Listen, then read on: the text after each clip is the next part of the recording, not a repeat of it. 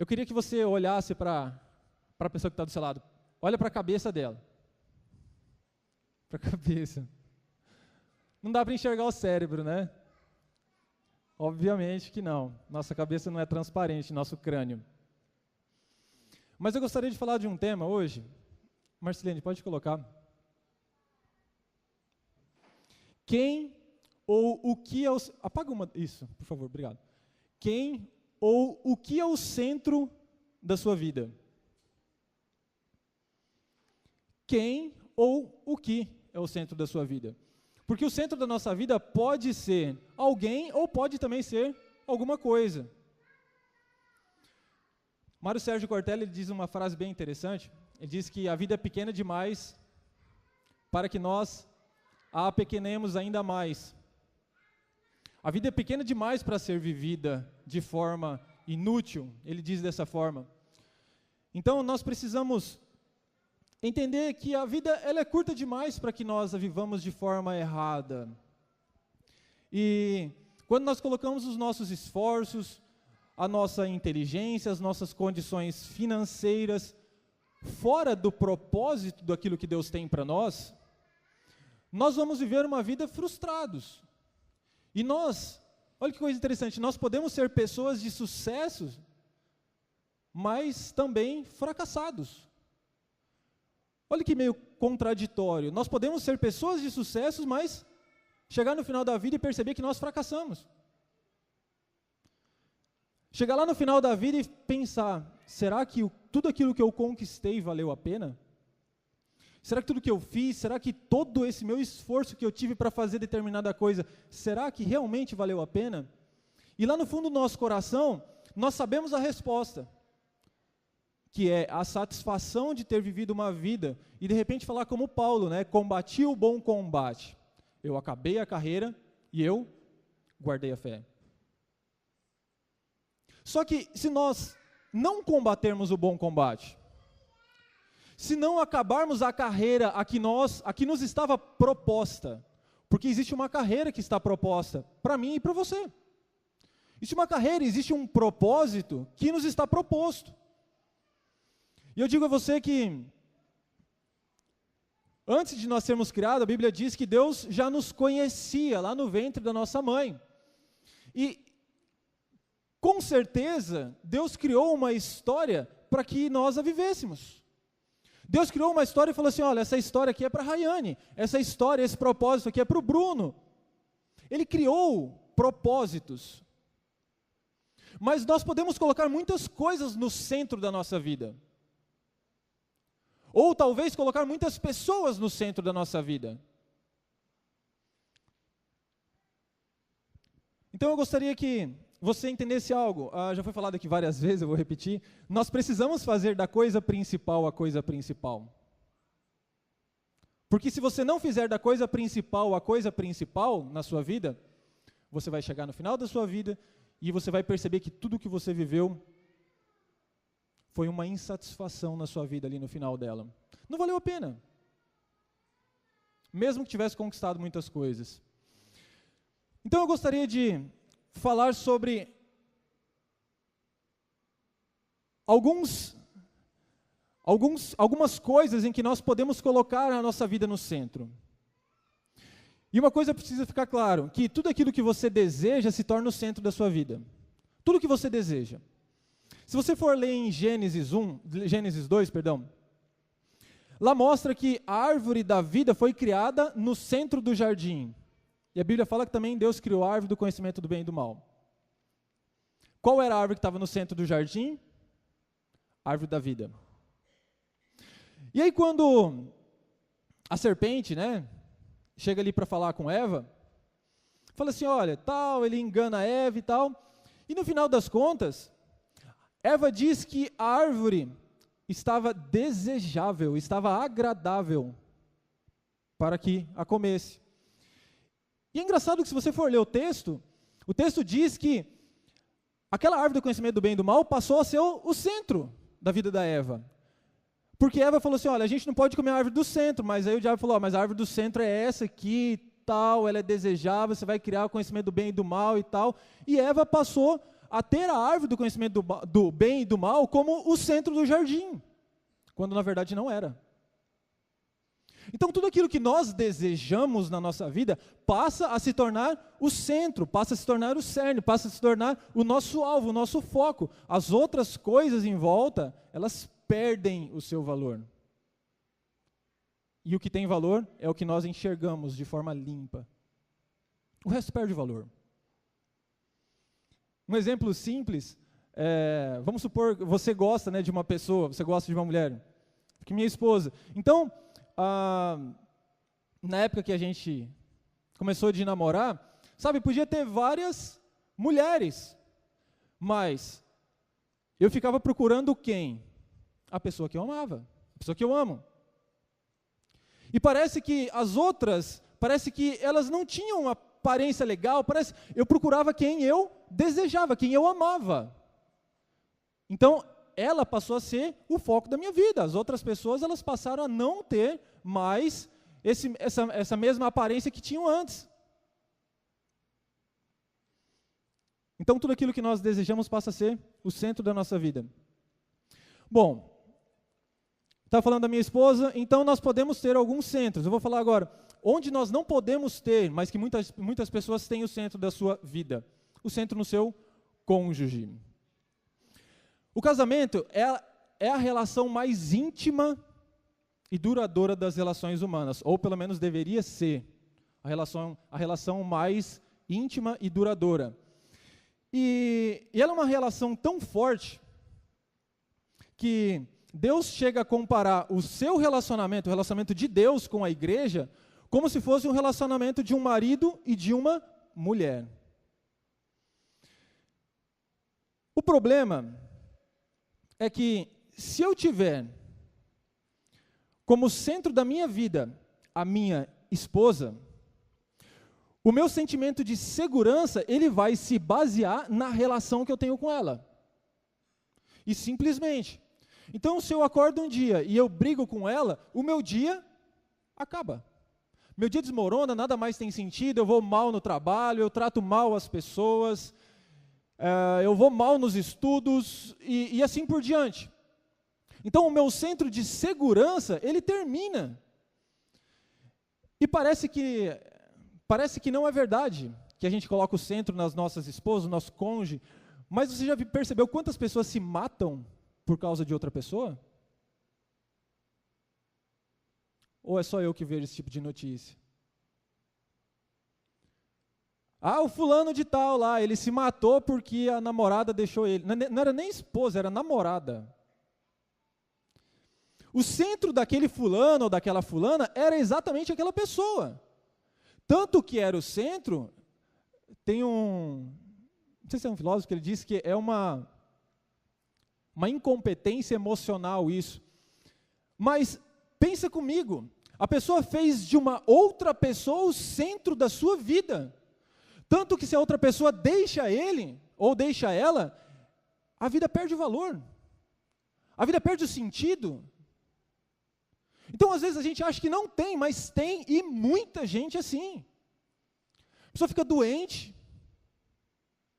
algumas ficam só com vontade de se matar, e outras se matam.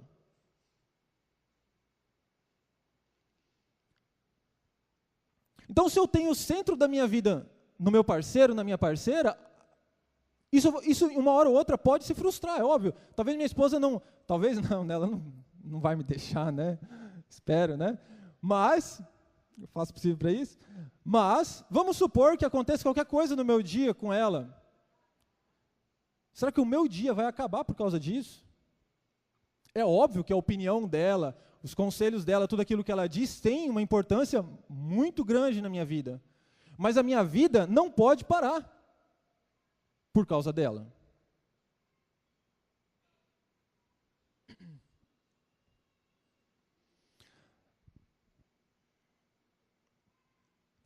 Outro problema, você é altamente vulnerável aos humores e sentimentos pelas fraquezas do seu cônjuge.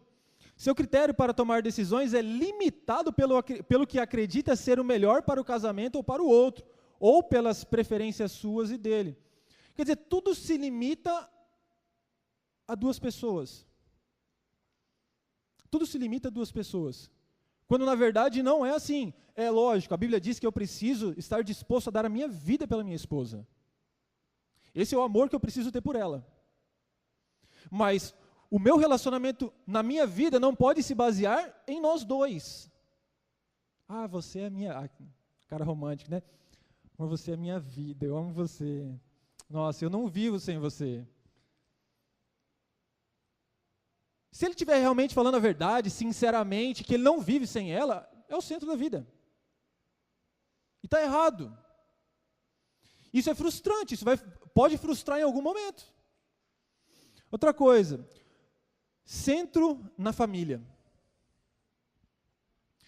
Nós temos falado muito sobre, já teve algumas pregações, às vezes no momento de louvor, a gente canta canções, que fala que nós precisamos prezar, zelar da nossa família, o que é verdade. Mas a grande questão é que, se nós zelamos só pela nossa família, nós esquecemos do resto das pessoas. Adriano leu um versículo que é bastante conhecido, onde fala que as leis, elas são resumidas, né, em 2 mandamentos: amar a Deus de todo o coração, alma e entendimento, e amar ao próximo como a ti mesmo. Jesus, ele deixou, ali no livro de João, depois se você quiser ler, em João 13, ele deixou o mandamento de amor ao próximo um pouco mais complicado. Ele falou assim, olha, um novo mandamento vos dou, que vocês amem uns aos outros assim como eu vos amei. E esse amor é um amor sacrificial. Só que aqui, Jesus ele não estava falando, olha, ame a sua família com amor sacrificial. Ele está falando, ame ao próximo com um amor sacrificial. E eu vejo que tem muitas, pelo menos algumas pessoas que acabam centrando a sua vida na sua família.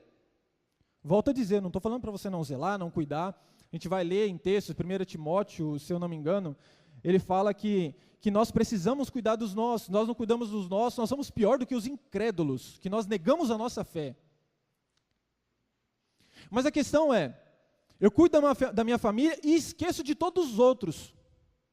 Eu esqueço. Meu filho fez alguma coisa de errado, eu fico encobrindo ele. Meu filho, aconteceu alguma coisa com ele, eu morro se ele morrer. Se ele for preso, se ele ficar doente.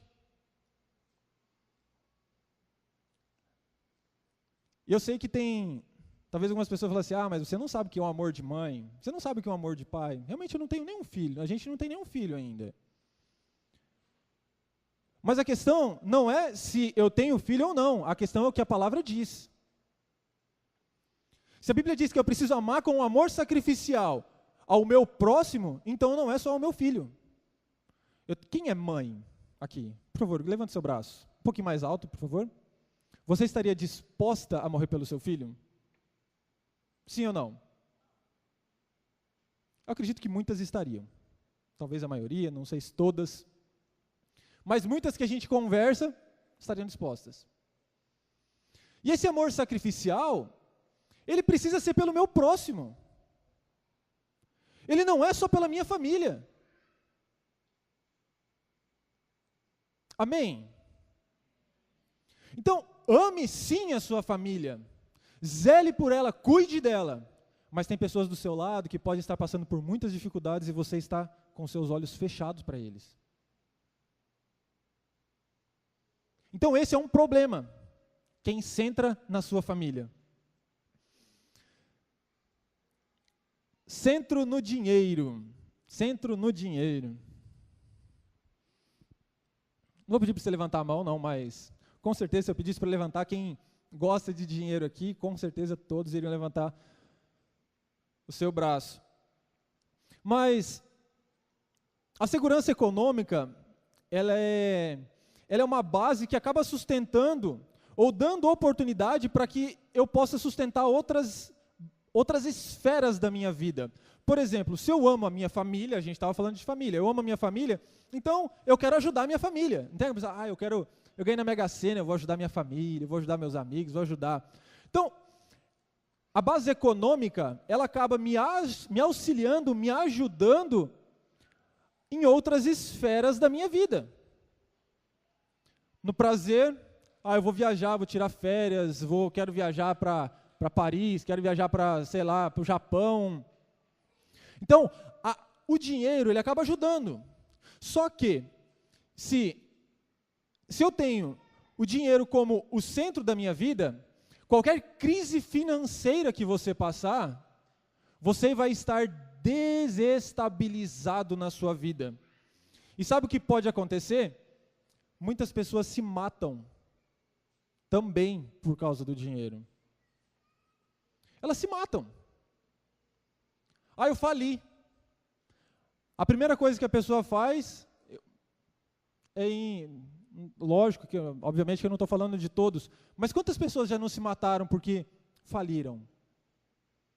Sabe por quê? Porque a sua base econômica, aquilo que ela tinha como principal na sua vida, que era o dinheiro, mesmo que ela quisesse cuidar da sua família, quisesse cuidar dos seus amigos, quisesse cuidar, tinha ali um sentido secundário.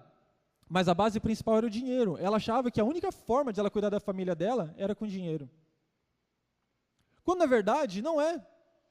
Tanto não é, que se a gente vai lá para o Nordeste, a gente vê a galera pobre pra caramba e com 20 filhos em casa. E todo mundo cresce. Todo mundo vai. É de um jeitinho ou de outro, não vai estudar em escola particular, não vai comer picanha, não vai comer, mas vai crescer.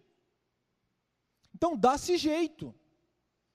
Agora, colocar a nossa vida, colocar o centro da nossa vida no dinheiro, ou colocar o dinheiro no centro da nossa vida, o Brasil está passando por crise. Então, e aí, o que você vai fazer? Você vai se matar?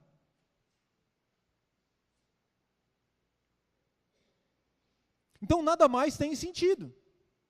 Tudo que eu faço é por ele. Tudo que eu faço é pelo dinheiro.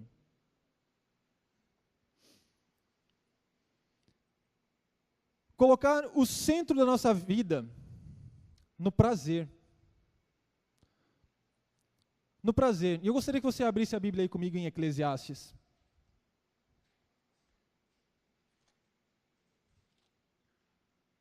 Eclesiastes 2.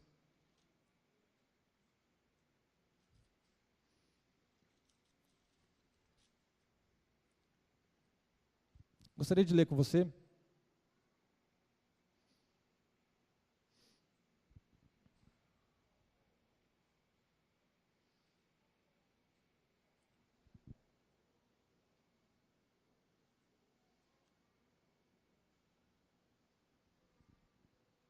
Eclesiastes 2, a partir do versículo 1. Depois eu gostaria que você lesse até com mais calma na sua casa. Mas eu vou ler ali até o versículo 11. Disse eu no meu coração, e é Salomão falando, ok? Eclesiastes foi escrito por ele. Ora, vem, eu te provarei com a alegria, portanto, goza o prazer. Mas eis que também isso era vaidade. Do riso disse, está doido? E da alegria, de que serve esta? Busquei no meu coração, como me daria ao vinho, regendo, porém, o meu coração com sabedoria. E como reteria a loucura até ver o que seria melhor que os filhos dos homens fizessem debaixo do céu, durante o ano, o número de dias da sua vida. Eu fiz para mim obras magníficas. Eu edifiquei para mim casas, plantei para mim vinhas. Fiz para mim hortas e jardins e plantei neles árvores de toda espécie de fruto. Eu fiz para mim tanques de água para regar com ele os bosques que reverdeciam as árvores. Eu adquiri servos e servas. E eu tive servos nascidos em casa. Também tive grande possessão de vacas e ovelhas, mais do que todos os que houve antes de mim em Jerusalém. Eu também amontoei para mim prata, ouro e joias de reis e de províncias. Eu provi-me de cantores e de cantoras e das delícias dos filhos dos homens, e de instrumentos de música de toda sorte. E engrandeci-me e aumentei mais do que todos os que houve antes de mim em Jerusalém. Perseverou também comigo a minha sabedoria. E tudo quanto desejaram os meus olhos, não lhes neguei, nem privei o meu coração de alegria alguma. Mas o meu coração se alegrou de todo o meu trabalho. E esta foi a minha porção de todo o meu trabalho. E eu olhei para todas as obras que fizeram as minhas mãos, como também como também para o trabalho que eu, trabalhando, tinha feito. E eis que tudo era vaidade e aflição de espírito, e que proveito nenhum havia debaixo do sol. Olha que coisa interessante Salomão falando. Salomão pensou: eu vou colocar o centro da minha vida no prazer. Tudo que o meu coração pedir, eu vou fazer. Tudo que os meus olhos verem e desejarem, eu vou dar. Aí o que ele fez? Ele começou a construir casas. Ele falou assim: vou construir obras magníficas, casas. Aí ele começou a construir casas. E aí depois ele foi e plantou vinhas, hortas, árvores frutíferas de toda espécie, e construiu tanques para poder ali regar esses jardins. E aí depois ele adquiriu também empregados, servos. Naquela época eram escravos, né? Mas ele adquiriu empregados. E aí depois, ele adquiriu vacas, ovelhas, mais do que todos os que antes tiveram existido em Jerusalém. E aí depois, ele amontoou joias, ouro, prata. Ele amontoou muito dinheiro na vida dele. E depois disso ainda, ele pegou os melhores cantores, os melhores instrumentistas, os melhores instrumentos, e levou ali. E depois que ele conquistou tudo, ele chegou no final da vida dele e falou: olha, tudo isso é vaidade. Tudo isso é aflição de espírito. Isso não tem proveito nenhum debaixo do sol. Não tem nada. Porque você sabe o que acontece com o prazer? Com os nossos desejos? É que quando a gente conquista aquilo, depois a gente quer ir além. Nós nunca estamos satisfeitos. Nunca. Eu vou falar aqui, talvez você não conheça, existe uma lei da atração marginal. Algumas pessoas, uma vez eu falei para algumas pessoas, lei da atração marginal. A lei da atração marginal, amor, sobe aqui, por favor. Isso, por favor.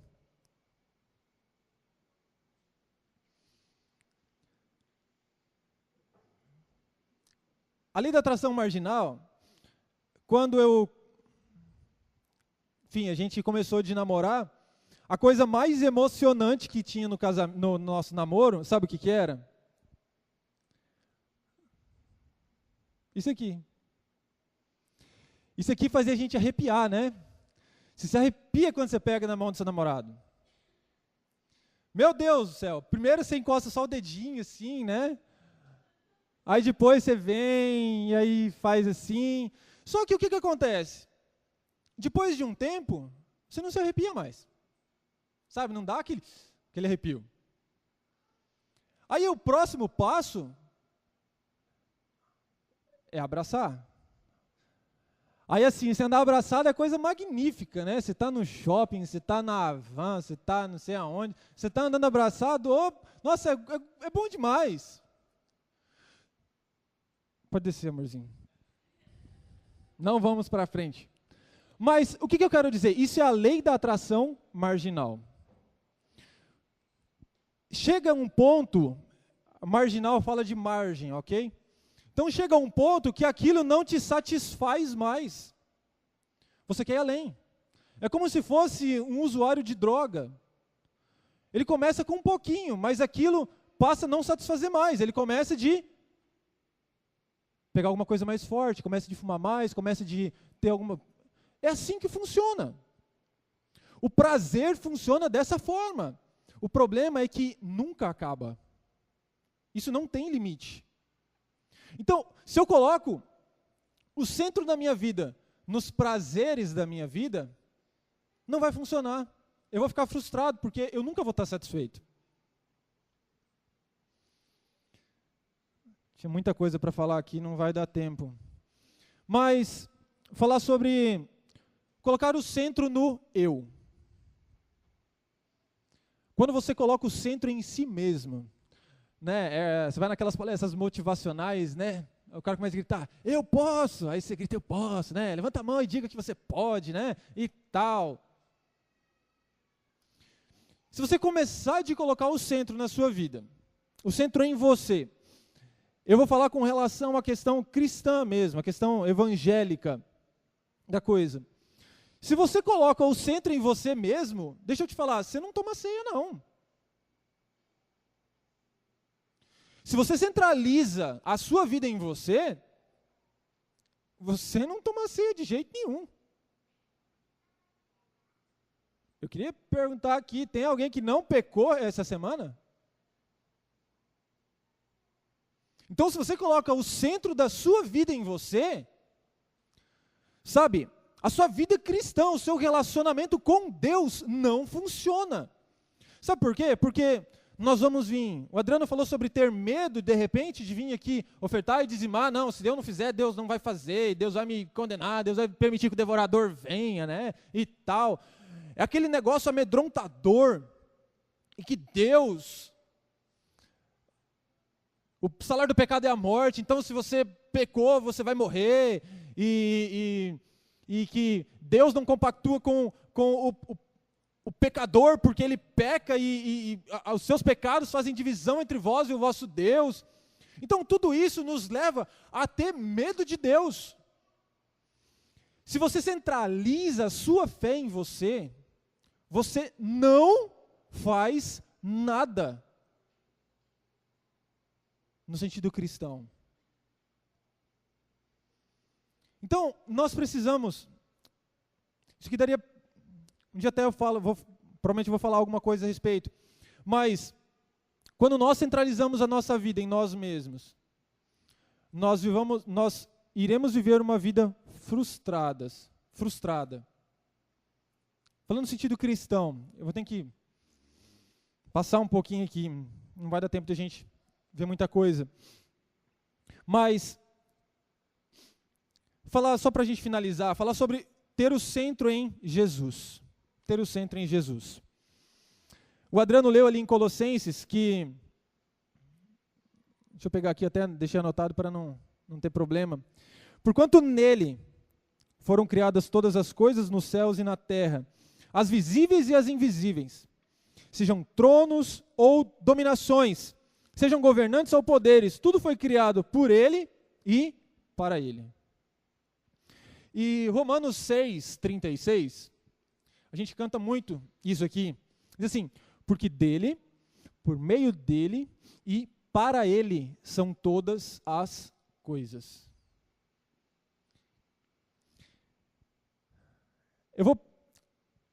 Por que dele? Eu fui pegar a palavra lá no grego, só para a gente entender. Porque dele, na palavra no grego é autos, significa de si mesmo, de dentro. Quer dizer, porque dele, de dentro dele, de si mesmo, ou seja, de dentro de Jesus, foram criadas todas as coisas. Por meio dele, a palavra por meio é uma palavra grega, traduzida como dia, significa através de, do começo ao fim. É ali no meio do caminho. Então, foi criado nele, através dele. E para ele significa até. Então, Jesus, ele é o início de todas as coisas, ele é o meio, ele é o percurso de todas as coisas, e ele também é o fim de todas as coisas. João 1:2, ele vai falar que todas as coisas foram feitas por Ele. E sem Ele, Jesus, nada do que foi feito se fez. Nada. Tem um pregador chamado Steven Lawson. Ele diz que se Jesus não está em primeiro lugar das nossas vidas, então todo o resto está fora do lugar.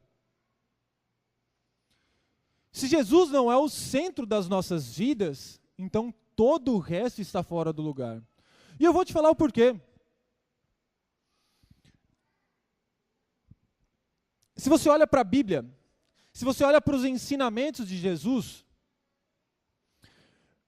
você vai ver um homem, você vai ver a palavra de Deus nos dando ensinamento de como nós tratarmos o nosso cônjuge, de como nós tratarmos a nossa família, de como nós tratarmos os nossos filhos, os nossos pais, de como nós tratarmos os nossos patrões, de como tratarmos os nossos empregados, o que nós precisamos para conseguir a provisão de Deus, de como nós manusearmos o nosso dinheiro. Então, quando eu coloco Jesus no centro de todas as coisas, Ele me dá todas as ferramentas necessárias para que eu consiga controlar todas as outras coisas. Vocês estão entendendo? Então, se eu consigo colocar Jesus no centro da minha vida, no centro do meu pensamento, Ele me dá todas as ferramentas que eu preciso para poder controlar qualquer coisa. No sentido, não no controlar, no sentido de eu controlar o outro, mas do que fazer, de como tratar, de como reagir. Ele me dá todas as ferramentas.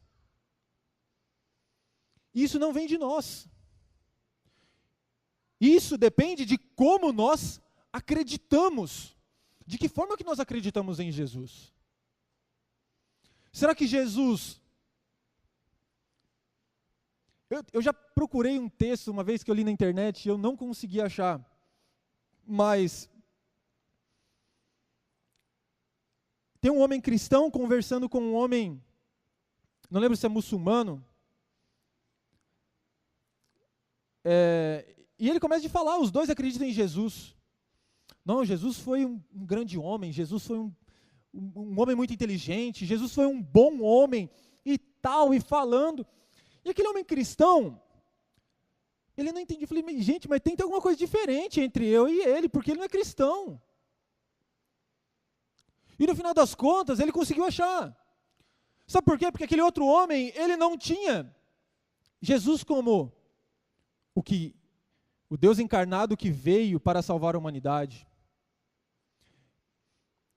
Aquele que um dia virá para levar a sua igreja, ele não tinha. Então aquele homem, ele gostava de Jesus. Mas Jesus não era nem perto do seu centro da vida dele. Não era. Eu queria te fazer uma pergunta. Jesus é o centro da sua vida?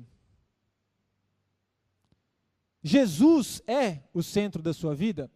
Aquilo que você faz, as decisões que você vai tomar, ou as decisões que você toma, você primeiro pergunta, Jesus, o que o Senhor quer?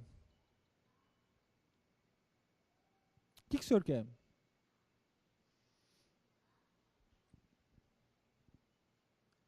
Deus me falou algo ontem. As nossas perguntas em si, as nossas perguntas, os nossos questionamentos sobre Deus, sobre o agir de Deus, eles não podem paralisar a nossa vida. De onde Deus veio? Alguém tem alguma resposta? De onde Deus veio? Uma vez eu quase endoidei com essa pergunta, eu fiquei pensando. Sabe o que aconteceu? Nada, não tem resposta. As pessoas questionam.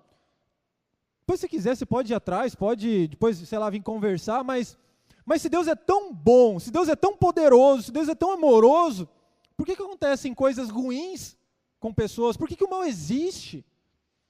Aí esses questionamentos fazem com que as pessoas parem. Mas a questão não é essa. A questão principal que nós precisamos entender é: Jesus é o centro da minha vida? Porque se Jesus for o centro da minha vida, essas perguntas, esses questionamentos, eles não vão ter tanta importância assim. Sabe por quê? Porque você vai viver com um Jesus, você vai viver com um Deus que é o Todo-Poderoso e que é todo amoroso. E você vai sentir isso, você vai perceber isso. E quanto mais você se aproxima de Deus, não no sentido literal da palavra, obviamente, porque Deus, quando nós o aceitamos, Ele passa a morar dentro de nós. Mas quanto mais intimidade nós vamos criando com Ele, mais nós vamos conseguindo enxergar essa bondade de Deus, esse caráter de Deus, essa perfeição de Deus. Então eu gostaria de perguntar de novo para você: será que tem algumas outras coisas, algumas coisas aleatórias que têm sido o centro da sua vida? Ou será que Jesus é o centro da sua vida? Eu gostaria que você fechasse seus olhos.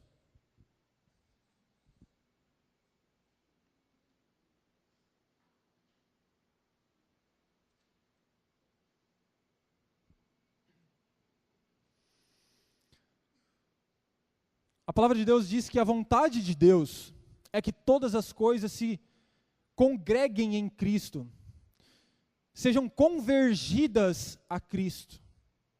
Que todas as coisas. Isso precisa começar de nós. E eu gostaria de saber se existe alguém aqui que gostaria de aceitar a Jesus Cristo para ser o seu único e suficiente Salvador e Senhor. Eu gostaria de te dar essa oportunidade para que você consiga provar do amor de Deus, para que você consiga provar do quanto Deus é bondoso. Alguém gostaria de recebê-lo? Levante seu braço como um sinal. Não é pedido para você virar crente, não é isso. É simplesmente porque a palavra de Deus diz que se nós cremos com o nosso coração e nós confessarmos com os nossos lábios, precisa de uma atitude nossa. Não se acovarde. Há alguém que gostaria de recebê-lo? Levante seu braço como sinal. Gostaria somente de orar por você, mais nada. Alguém gostaria? Não havendo, que Deus te dê uma outra oportunidade, amém?